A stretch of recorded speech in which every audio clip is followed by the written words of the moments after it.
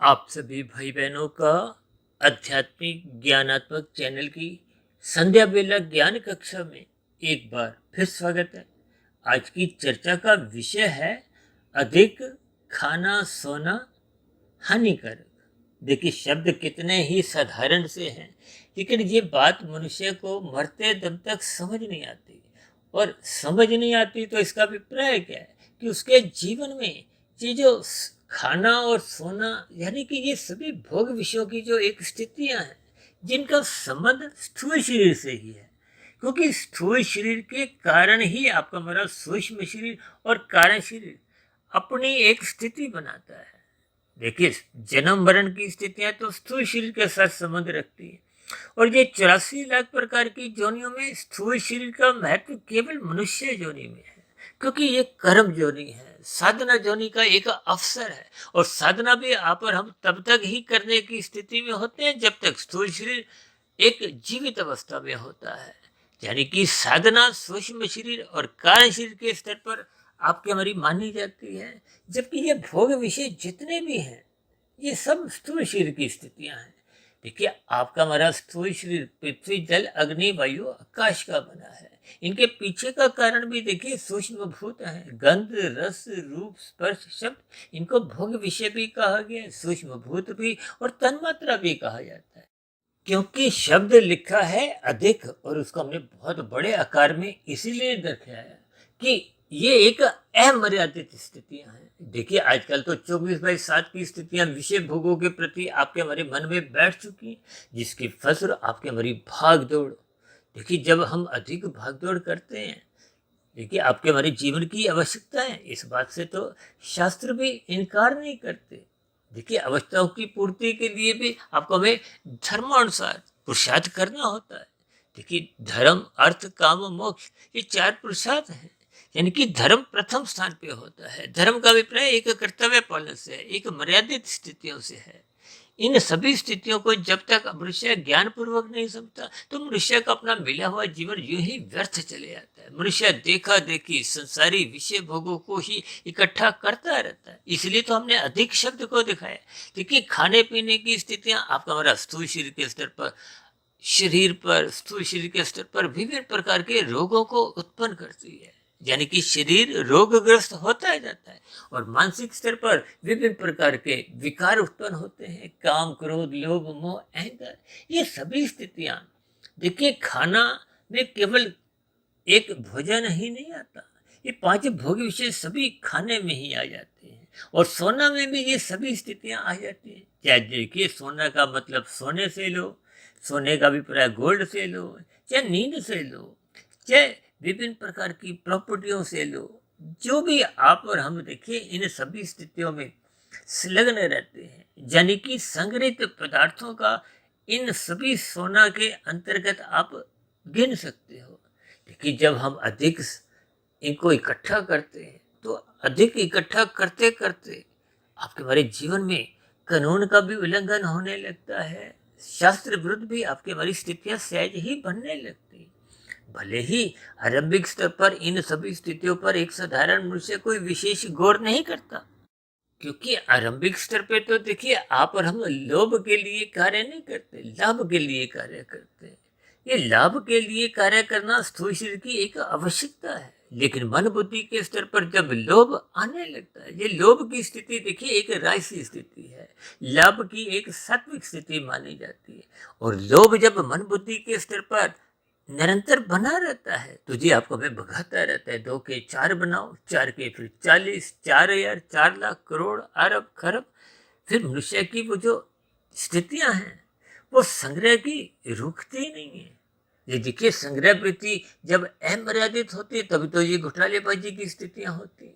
अक्सर मैं उदाहरण देकर समझाता हूँ। मनुष्य ने खाने 100 रुपये हैं, 1000 रुपये तो उसने धर्मानुसार कमा भी लिए, तब भी ऐसी स्थिति में 900 रुपये तो बेकार जाने। क्योंकि स्थूल शरीर एक निश्चित आयु लेके आया है, सांसें लेके आया है, और इसकी आप स्थितियां जानते हो कि स्थूल शरीर की एक समय विशेष के बाद मृत्यु हो जाती है। इन सभी स्थितियों को मनुष्य जब ज्ञान पूर्वक नहीं समझता, तो फिर वो अन्य मनुष्यों की देखा देखी कहो, या अज्ञानतावश या सत्संग के अभाव में वो अधिक से अधिक धन, यानी कि भोग्य पदार्थ, उसी को ही आज हमने अधिक खाना और सोना की स्थितियों से दर्शाया है। यानी कि ये सभी स्थितियां, क्योंकि सोना शब्द एक तामसी स्थिति है, खाना शब्द एक राजसी स्थिति है, यानी कि जिन भोगों को आप भोग लेते हो वो एक सब राजसी स्थितियां हैं, और जिनको मात्र आप संग्रह संग्रह संग्रह ही करते रहते हो, जब यूं को कि संभालते रहते हो। अक्सर हम इस बात को जोर देकर समझाते हैं कि मनुष्य अधिकांश पदार्थों को केवल संभालता रहता है। जैसे बैंक में देखिए कैशियर क्या करता है, उसको अपना वेतन तो एक निश्चित मिलता है, वो जो कैशियर है वो करोड़ों अरबों रुपए की दौलत को देख रेख करता है, संभालता है। ठीक इसी तरह सत्संग के अभाव में मनुष्य अपना रजोगुण इतना अधिक बढ़ाने लगता है, और कब तमोगुण में गिरता गिरता इतना संग्रह कर लेता है, और एक दिन स्थूल शरीर की मृत्यु होते ही ये सब संग्रहित पदार्थ यहीं रह जाते हैं।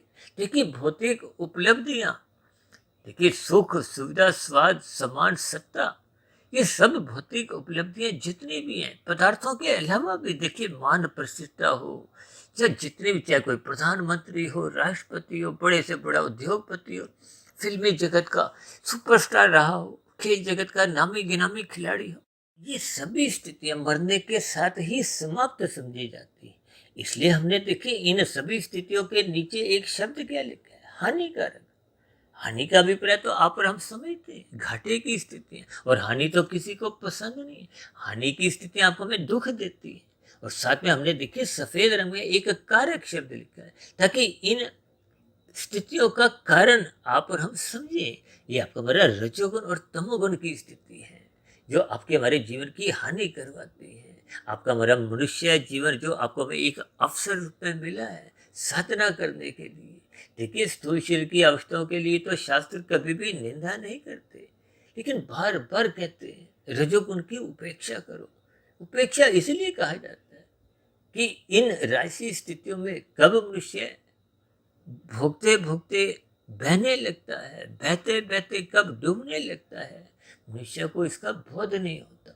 ये बोध करवाने का जो एक तत्व है वो तो बुद्धि तत्व है, और बुद्धि सात्विक जब रहती है तभी वो मन को समझाने की स्थिति में होती है। और सात्विक बुद्धि तभी तक रहती है जब मनुष्य निरंतर श्रद्धापूर्वक सत्संग करता है, ब्रह्म मुहूर्त में उठता है, शास्त्रों का स्वाध्याय करता है, गुरु के प्रवचनों को सुनता रहता है। और यदि मनुष्य सत्संग नहीं करता तो उसकी राशि स्थितियां होती हैं। तो फिर मन बुद्धि संसार को पाने के लिए, इकट्ठा करने के लिए, यानी कि ये खाना सोना की स्थितियां आप अमर्यादित करते रहते हैं, जिसके फलस्वरूप साधना करने का जो आपको हमें अवसर मिला वो निरंतर आपके हमारे हाथ से निकलता जाता है। तो ये सभी स्थितियां देखिए हानिकारक स्थिति है। देखिए यदि हम धर्मानुसार भी अपना रजोगुण बढ़ाते हैं तो भी मरने के साथ ही स्थितियां कोई सुधार नहीं लाती। भले ही आपका हमारा देखिए पतन की स्थितियां ना भी बनती हो, यदि आपने कानून का उल्लंघन नहीं भी किया, शास्त्रों के विरुद्ध निषेध कार्य नहीं भी किया, तो भी देखिए ये रजोगुण में रहते हुए मात्र एक समय की बर्बादी है। क्योंकि मनुष्य जो नहीं आपको में सत्वगुण बढ़ाने के लिए मिला है। यदि हम सत्वगुण बढ़ाने के अवसर को खो देते हैं तो ये भी एक प्रकार की हानि है। और यदि आप अपना इन सभी स्थितियों को रजोगुण बढ़ाने के लिए आप तमोगुण में गिरते रहते हो, जो कि अक्सर मनुष्य गिर ही जाता है। इसलिए तो कहा गया ये तमोगुण रजोगुण पड़ोसी है। जब जब रजोगुण में अधिक समय तक आप रुकते हो या भोगते हो, देखिए जब आप अधिक पदार्थों का संग्रह करते हो तो देखिए उसको देखने के लिए तो हम नहीं करते, वो भोगने के लिए ही करते हैं, जिसके फलस्वरूप आप भोगते भोगते अचेत होते जाते हो। इसलिए तो ये हानिकारक स्थिति है। स्थूल शरीर के स्तर पर रोगग्रस्त होती हैं, मानसिक स्तर पर विकार उत्पन्न करती हैं। ये दोनों स्थितियां फिर आपका हमारा कारण शरीर में कोई अच्छा कर्माशय नहीं बनाते, अच्छे संस्कार नहीं बनाते, जिसके फलस्वरूप आपके हमारे जीवन में आध्यात्मिक उन्नति के दरवाजे कभी खुलते ही नहीं। इसलिए इन सभी स्थितियों को आज हमने देखी हानिकारक स्थितियों से दर्शाया है। हानि को तो हमने देखी काले रंग से दर्शाया, और कारक में एक संदेश छिपा है, एक ज्ञान छिपा है, ताकि इसकी जो एक हानि की जो एक कारण की स्थितियां हैं वो आपका हमारा खाना और सोना की स्थिति है। और खाना और सोना अधिक मात्रा का है, अधिक अनुपात का है। इन सभी स्थितियों पर आप और हमें चिंतन करना होगा, ताकि हम इन हानिकारक स्थितियों से बचें, मिले हुए जीवन का सदुपयोग करते हुए अपनी आध्यात्मिक उन्नति के दरवाजे खोलें, ताकि कम से कम आपका हमारा कर्मशय नहीं बिगड़े, संस्कार बुरे नहीं बने, ताकि कम से कम आपको पुनः मनुष्य जोनि की ही प्राप्ति हो। क्योंकि मनुष्य जोनि का ही एक विशेष महत्व है। शेष जोनियां देखिए, नीचे की जो 80 लाख प्रकार की तामसी निंदनीय कष्टमय जोनियां, वो तो देखिए एक अचेत जोनियां है। वो अपने अपने एक दुखों का एक परिणाम दंड ही भोग रहे हैं। ये तो परमात्मा परम दयालु हैं। परमात्मा ने नीचे की जोनियों को क्रमशः इसीलिए अचेत रखा है, ताकि उनको अपने दुखों का बोध नहीं हो। लेकिन आपको हमें सचेत रखा है, इसलिए सचेत रहते हुए इन सभी बुराइयों से, इन हानिकारक स्थितियों से आपको हमें आरंभ से ही बचना चाहिए। रजोगुण की उपेक्षा करनी चाहिए और सतोगुण बढ़ाने का जो आपको हमें अवसर मिला है, इसलिए तो शास्त्र कहते हैं तमोगुण की प्रशंसा करो। क्योंकि प्रशंसा जब हम सतोगुण की करते हैं तो उससे जुड़ने की, सत्संग करने की, गुरु के प्रवचन सुनने की, शास्त्रों का स्वाध्याय करने की, ब्रह्म मुहूर्त में उठने की अंदर से जिज्ञासा उत्पन्न होती है। और यदि हम रजोगुण की प्रशंसा करते हैं तो फिर अधिक खाना, अधिक सोना, यानी कि संसार को भोगने के लिए हम उसको इकट्ठा करते हैं। और इकट्ठा करते करते कब कितने पाप कर्म करते हुए अपना कर्माशय बिगाड़ लेते हैं, इसका मनुष्य को बोध नहीं रहता। इन सभी स्थितियों पर सकारात्मक भाव से आप भी चिंतन करें। इन्हीं शुभ कामनाओं के साथ चर्चा विशेष का अब यहीं विश्राम देते हैं। कल सुबह फिर मिलते हैं ब्रह्म मुहूर्त ज्ञान उपदेश कक्षा में। तब तक आप अपने आध्यात्मिक मित्र सुधीर भाटिया फकीर को इजाजत दें। आप सभी भाई बहनों को बहुत बहुत शुभ रात्रि। और सात्विक स्थितियों से जुड़ने के लिए, ब्रह्म मुहूर्त में उठने के लिए मेरी ओर से बहुत बहुत शुभकामनाएं। फिर भी चर्चा संबंधित कोई बात आपको समझ नहीं आई हो, या मेरी कही गई बातों पर आपकी किसी प्रकार की कोई शिकायत हो, आपत्ति हो, तो आपके प्रश्नों का, सुझावों का और शिकायतों का नीचे दिए गए कमेंट्स बॉक्स पर जब प्रश्नोत्तर ज्ञान कक्षा में सदा ही स्वागत है। इस चर्चा विशेष को ध्यानपूर्वक सुनने के लिए आप सभी भाई बहनों का बहुत बहुत धन्यवाद।